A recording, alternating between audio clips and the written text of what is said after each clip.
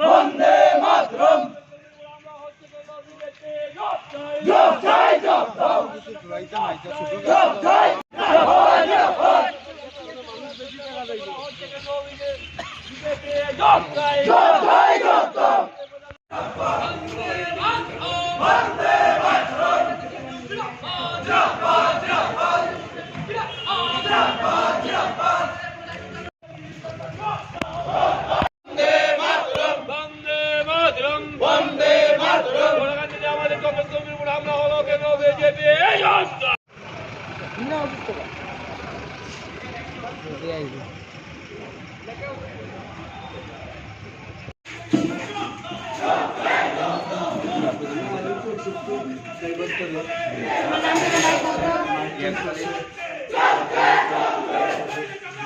হামলা হচ্ছে কেন? বিজেপি সরকার জবাব চাই। বন্দে মাতরম। অপরাধীদের অবিলম্বে গ্রেফতার করতে হবে। অপরাধীদের অবিলম্বে গ্রেফতার। আমরা লক্ষ্য করছি ভারতীয় ও জাতীয় কংগ্রেসের দিন দিন মানুষ আশীর্বাদ করছেন, শক্তি বৃদ্ধি হচ্ছে।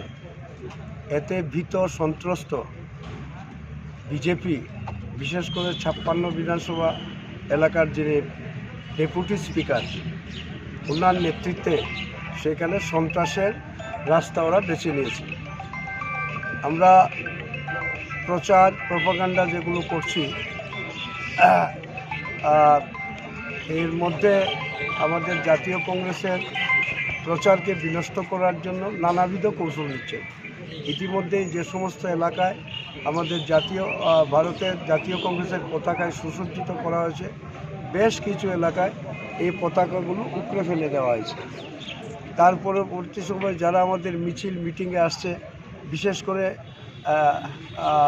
নোয়াপাড়া এলাকায় কিছু বাড়িতে হুমকি দেওয়া হচ্ছে যাতে জাতীয় কংগ্রেসের মিছিল মিটিংয়ে না আসে। আজকে আমরা দুটো প্রচার গাড়ি আক্রান্ত হয়েছে। একটা হচ্ছে হরিচাঁদ রোডে আমাদের ই রিক্সার দুটো প্রচার সজ্জা গাড়ি ছিল। একটা গাড়ি সেখানে তাদের যে সজ্জা ছিল, সাজসজ্জা তার ছিল, এটাকে নষ্ট করেছে এবং এখানে যে গান ছিল পেনড্রাইভে, এই পেনড্রাইভটা নিয়ে গেছে। আজকে রাত 7টার সময় বৌরাকান্দি বিশগোল কলোনির পাশেই আমাদের টুকটুকের বন্ধু, সেখানে আমরা প্রচার গাড়ি নিয়ে তারা যাচ্ছেন।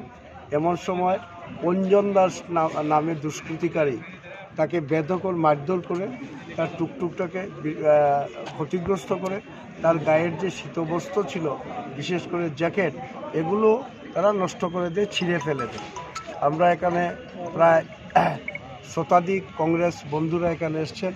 আমরা থানায় আবেদন করেছি, ডেপুটেশন দিয়েছি এবং আমরা বলেছি আজকে রাত্রটা আমরা সময় দিলাম।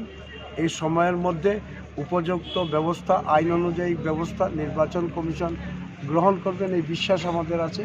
নচেত আগামীকালকে আমরা গণতান্ত্রিক পদ্ধতিতে বৃহত্তর আন্দোলন ধর্মনগরে সংগঠিত করব।